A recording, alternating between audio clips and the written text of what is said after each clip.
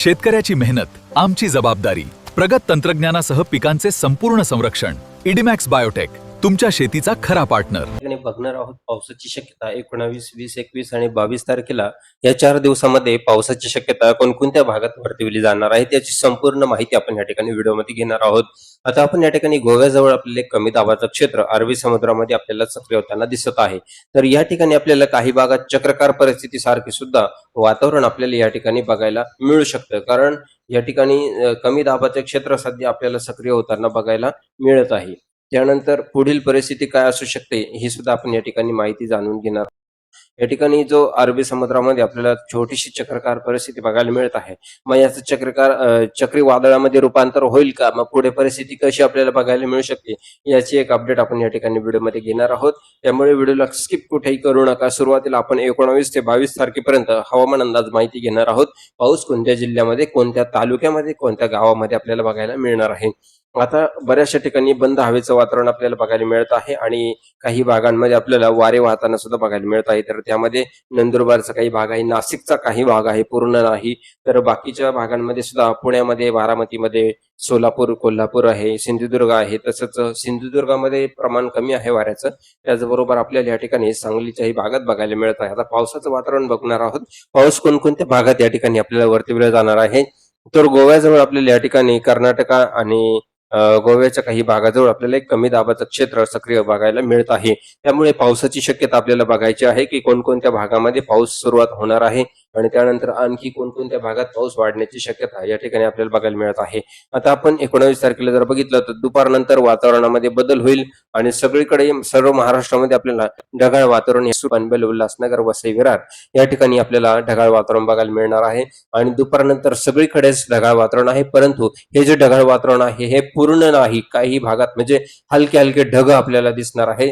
त्यामुळे पावसाचे हे ढग एकदम किरकोळ ठिकाणी आपल्याला बघायला मिळणार आहे. आणि पाऊस सुद्धा आपल्याला काही भागात एकदम किरकोळ तर काही भागात जास्त आहे. तर आपल्याला सिंधुदुर्गामध्ये जर बघितलं तर तिथे पाऊस, इकडे कणकवलीच्या काही भागात पावसाची शक्यता आहे. त्याचप्रमाणे आपण दिघालामध्ये बघू शकतो, पंढरकवाड आहे, तिकडे गारगोटी आहे, शंख आहे, जत आहे, या ठिकाणी सुद्धा आपल्याला पावसाची शक्यता आहे. तसंच सांगारूरचा काही भाग आहे, कोल्हापूर आहे, इथे सुद्धा आपल्याला पावसाची शक्यता वर्तविली जाणार आहे. त्याचबरोबर इचलकरंजी आहे, कुरडवाडचा काही भाग या ठिकाणी आहे, इथे सुद्धा आपल्याला 19 तारखेला संध्याकाळनंतर पावसाची शक्यता आहे. त्याचबरोबर सांगलीचा भाग आहे, सांगलीमध्ये आपल्याला बघायला मिळू शकते. शिरपूरच्या काही भागात पावसाची शक्यता या ठिकाणी आहे. त्याचबरोबर आपण बाकीच्या भागांमध्ये सुद्धा बघू शकतो, आटणीच्या काही भागात पावसाची शक्यता आपल्याला या ठिकाणी वर्तविली जात आहे. त्याचबरोबर तासगावच्या काही भागात आहे, विटा आहे, कराडचा काही भाग या ठिकाणी आहे, इथे सुद्धा आपल्याला पावसाची शक्यता बघायला मिळत आहे. हा जो पाऊस आहे तो मित्रांनो आपल्याला कोल्हापूर आणि सांगली ह्या भागात हलका पाऊस आहे. आणि त्यानंतर वाई आहे, भोर आहे, महाबळेश्वर आहे, सातारा इथे पावसाचं प्रमाण आहे. कराड आणि विटा इथे आहे, परंतु इथे काहीच भागात पाऊस पडेल तर काही भागात पडणार नाही, फक्त वातावरण होईल अशा प्रकारे आहे. तर काही भागात फक्त वादळी वारे असेल, पावसाची शक्यता या ठिकाणी नाहीये, परंतु दाखवण्यात आलेली आहे. तर आपल्याला काही भागात तुरळक नक्कीच पडणार आहे. त्याचबरोबर आपण या ठिकाणी मुरडबाडच्या काही भागात, उल्हासनगर, मुरडबाड या ठिकाणी सुद्धा आपल्याला, लोणावळ्याच्या काही भागात सुद्धा पावसाचं वातावरण होईल. तर काही भागात पडेल तर काही भागात या ठिकाणी पाऊस होणार नाही. बाकी इतर भागात जर बघितलं तर आपल्याला ढगाळ वातावरण बघायला मिळणार आहे. हे जे ढगाळ वातावरण आहे हे पूर्ण नसणार आहे का असे एकदम अंधक ढगाळ वातावरण असे असणार आहे. हलके ढगाळ वातावरण या ठिकाणी आपल्याला बघायला मिळत आहे. पावसाचं जे वातावरण आहे काही भागांमध्ये आपल्याला बघायला मिळत आहे. आणि आपण पूर्ण पावसाचा अंदाज घेणार आहोत की जून महिन्याच्या पहिल्या आठवड्यामध्ये पावसाची शक्यता कशी असणार आहे, पाऊस मजबूत आहे की हलका आहे, ही सुद्धा आपण माहिती काढलेली आहे. त्यामुळे व्हिडिओला कुठे स्किप करू नका, खूप महत्वाचे आहे. एक शॉर्टकट आढावा आपण 20 तारखेचा घेणार आहोत. 20 तारखेनंतर जर बघितलं तर 20 तारखेला कोणकोणत्या भागात पावसाची शक्यता आहे या ठिकाणी आहे. तर इथे आपल्याला अकोला, संगमेरच्या काही भागात पावसाची शक्यता, तर चाकण, पुण्यामध्ये आपल्याला भोर आहे, या ठिकाणी आपल्याला बारामतीचा काही भाग आहे, सातारा आहे, विटा, मायनी आहे. तसंच सांगलीच्या काही भागात एकदम तुरळक आणि हलक्या पावसाची शक्यता या ठिकाणी आपल्याला वर्तविली जाणार आहे. त्याचबरोबर इकडे नाशिकच्या काही भागात जर बघितलं तर सिन्नर, डोबेर, पांढुर्ली या ठिकाणी आपल्याला काही भागात हलका पावसाची शक्यता आपल्याला वर्तविली जाणार आहे. त्याचबरोबर इकडे लवीचा काही भाग या ठिकाणी आपल्याला बघायला मिळत आहे. तसेच लाखलगाव आहे, भेंडाळीचा काही भाग आहे, सिन्नर, देवपूर आहे आणि श्रीरामपूर, वावी, कोपरगाव या ठिकाणी आपल्याला हलक्या हलक्या पावसाची शक्यता सुद्धा या ठिकाणी आपल्याला वर्तविली जाऊ शकते. त्यामुळे या ठिकाणी आपल्याला फक्त वादळी वारे काही भागात पडेल तर काही भागात पाऊस सुद्धा आपल्याला इथे वर्तविले जाणार आहेत. आपण या ठिकाणी 20 मेचं वातावरण या ठिकाणी आपण बघत आहात. 20 मेला आपल्याला या ठिकाणी पावसाची शक्यता काही भागात तुरळक असेल तर काही भागात वादळी वारे होताना आपल्याला बघायला मिळणार आहे. आता 21 तारखेचं वातावरण आपण या ठिकाणी बघणार आहोत. 21 तारखेला पावसाची शक्यता कोणकोणत्या भागात वर्तविली जाणार आहे. त्यानंतर आपण 22 तारखेचा अंदाज घेऊ आणि पुढील आपल्याला मे महिन्याच्या पहिल्या आठवड्याचा अंदाज या ठिकाणी आपण घेणार आहोत. तर त्यामुळे व्हिडिओला कुठे स्किप करू नका. आता या ठिकाणी आपण बघू शकतो 21 तारखेच्या अंदाजामध्ये आपण या ठिकाणी बघणार आहोत. 21 तारखेला पावसाचा अंदाज जर बघितला तर सकाळपासून आपल्याला ढगाळ वातावरण बघायला मिळणार आहे आणि पावसाची जी शक्यता आहे ती आपल्याला काही तुरळक ठिकाणी आहे. तसंच अकोला, संगमेर आणि कोपरगावच्या काही भागामध्ये आपल्याला हलक्या पावसाची शक्यता या ठिकाणी आपल्याला बघायला मिळत आहे. कोपरगावच्या काही भागात आपल्याला शिर्डी, कोपरगावचा काही भाग आहे तर इथे आपल्याला पावसाची शक्यता काही तुरळक ठिकाणी बघायला मिळणार आहे. त्याचप्रमाणे आणखी कोणत्या भागात पाऊस आहे तर बघूया. तर पुण्याच्या काही भागात, साताऱ्याच्या काही भागात आपल्याला हलक्या पावसाची शक्यता आहे. तर जोरदार पाऊस जो आहे तो आपल्याला सांगली आणि विटा या ठिकाणी बघायला मिळत आहे. तर अटणीच्या काही भागात आहे. या ठिकाणी आपल्याला जोरदार पावसाची शक्यता आहे.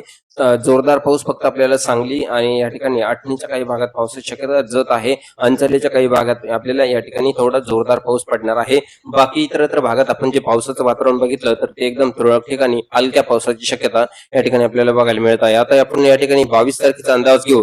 22 तारखेला आपण या ठिकाणी बघू शकतो सिंधुदुर्ग, रत्नागिरी या ठिकाणी आपल्याला इथे कमी दाबाचे तीव्र क्षेत्र बघायला मिळत असल्यामुळे रत्नागिरी भागात जोरदार पावसाची शक्यता या ठिकाणी बघायला मिळत आहे. विजयदुर्ग, देवगडच्या या ठिकाणी सुद्धा आपल्याला जोरदार पावसाची शक्यता आहे. तसेच सिंधुदुर्ग, कणकवली, कोल्हापूर या ठिकाणी आपल्याला सुरुवातीला सकाळपासून ढगाळ वातावरण बघायला मिळणार आहे. तर इथे आणि सुरुवात जी असणार आहे ती आपल्याला सकाळपासूनच आहे. 22 तारखेचा हा जो अंदाज आहे तर या ठिकाणी आपल्याला सकाळच्या भागामध्ये जोरदार पावसाची शक्यता रत्नागिरी आणि सिंधुदुर्ग या ठिकाणी आपल्याला बघायला मिळणार आहे. तर इतरत्र बाकीच्या भागांमध्ये जर बघितलं तर आपल्याला ढगाळ वातावरणाची शक्यता आहे आणि हेच कमी दाबाचं क्षेत्र आणखी कोणकोणत्या भागात पावसाची शक्यता घेऊन आलेलं आहे तर आपण याचा एक आढावा आपण या ठिकाणी घेणार आहोत. दुपारनंतर बदल होईल आणि दुपारनंतर आपल्याला तोच पाऊस रत्नागिरी आणि सिंधुदुर्ग याच ठिकाणी आपल्याला वर्तविला जाऊ शकतो. आणि त्यानंतर बाकी दिवसभराचा अंदाज जर घेतला तर दिवसभरामध्ये आणखी थोडा मोठा बदल होईल आणि आपल्याला बेळगावमध्ये, सांगली आणि कोल्हापूर तसेच सातारा आणि पुण्याच्या काही भागात आपल्याला हलका पाऊस आहे. त्याचबरोबर अहिल्यानगर भागात जर बघितलं तर 22 तारखेला आपल्याला अहिल्यानगरच्या काही भागामध्ये तसेच म्हणजे पिंपळगाव, खुर्दा या ठिकाणी आपल्याला पावसाची शक्यता आहे. तर रांजणगाव मध्ये बघू शकतो अहिल्यानगर सिटीमध्ये सुद्धा पावसाची शक्यता आहे. या ठिकाणी आपण अंदाज या ठिकाणी घेतलेला आहे. तर बाकी इतरत्र भागात जर बघितलं तर ढगाळ वातावरणाची शक्यता आपल्याला या ठिकाणी वर्तविली जाणार आहे. तसेच घोटी, इगतपुरीच्या काही भागात आपल्याला हलक्या पावसाची शक्यता या ठिकाणी आपल्याला वर्तविली जाणार आहे. बाकी इतरत्र भागात आपण या ठिकाणी 22 तारखेचा अंदाज जर घेतला तर 22 तारखेच्या अंदाजामध्ये बाकी इतरत्र भागात आपल्याला फक्त बार्शीच्या काही भागात हलका पाऊस पडण्याची शक्यता आहे. परंतु या पावसाला पाहिजे तसा जोर मात्र या ठिकाणी आपल्याला बघायला मिळणार नाही. आपण या ठिकाणी बघू शकतो. त्यानंतर 22 तारखेला मध्यरात्री जर बघितलं तर सोलापूरच्या काही भागात आपल्याला हलक्या हलक्या पावसाची शक्यता या ठिकाणी वर्तविली जाणार आहे. आता मित्रांनो आपण या ठिकाणी 30 तारखेनंतरचा अंदाज घेणार आहोत. 30 मे आणि 31 मे तसंच आपल्याला 1 आणि 2 जून पर्यंत पावसाची शक्यता कशी असणार आहे याचा एक आढावा आपण या ठिकाणी घेऊ. तर आता आपण 30 तारखेचं जर बघितलं तर 30 तारखेला सिंधुदुर्ग, कोल्हापूर आणि रत्नागिरी तसेच या ठिकाणी सोलापूरच्या काही भागात एकदम हलक्या प्रतीचा पाऊस आपल्याला या ठिकाणी बघायला मिळणार आहे. आणि त्याचबरोबर रात्रीच्या वातावरणामध्ये पावसाचं प्रमाण वाढलेलं आपल्याला या ठिकाणी बघायला मिळत आहे. कारण मित्रांनो या ठिकाणी वातावरणामध्ये वारंवार बदल होत आहे आपल्याला या ठिकाणी बघायला मिळत आहे. त्यामुळे जो अंदाज आहे तर काही भागात जोरदार पाऊस तर काही भागात हलका पडतोय तर काही भागात अजूनही पावसाचं प्रमाण काहीच नाहीये. आता 31 तारखेला जर बघितलं तर 31 तारखेला सुद्धा किनारपट्टीलाच पावसाची शक्यता आहे. तर आपल्याला 1 जूनच्या अंदाजामध्ये जर बघितलं ते 1 जूनला सुद्धा आपल्याला किनारपट्टीलाच पावसाची शक्यता आहे. परंतु 2 तारखेला जर बघितलं तर 2 तारखेला आपल्याला अकोला, अमरावती, यवतमाळ, हिंगणघाट तसेच भंडारा, नागपूर, अमरावती, चंद्रपूर या ठिकाणी मात्र आपल्याला पावसाची शक्यता 2 तारखेनंतर 2 जून नंतर या ठिकाणी पाऊस वर्तविला जाणार आहे. त्यामुळे आणखी पुढील जी अपडेट येणार आहे तर आपण पूर्ण ती अपडेट आहे ती आपल्याला जून महिन्याच्या पहिल्या आठवड्यामध्ये पावसाचं प्रमाण कसं असणार आहे त्याची फुल डिटेल व्हिडिओज आपल्याला चॅनलवरती येणार आहे. यासाठी चॅनलला सबस्क्राईब करा, व्हिडिओला लाईक करा आणि बेल आयकॉन क्लिक करा. आपले गाव, तालुका, जिल्हा मला कमेंट करून नक्कीच कळवा. भेटूया मित्रांनो पुढील व्हिडिओमध्ये. तोपर्यंत सर्वांना नमस्कार, धन्यवाद.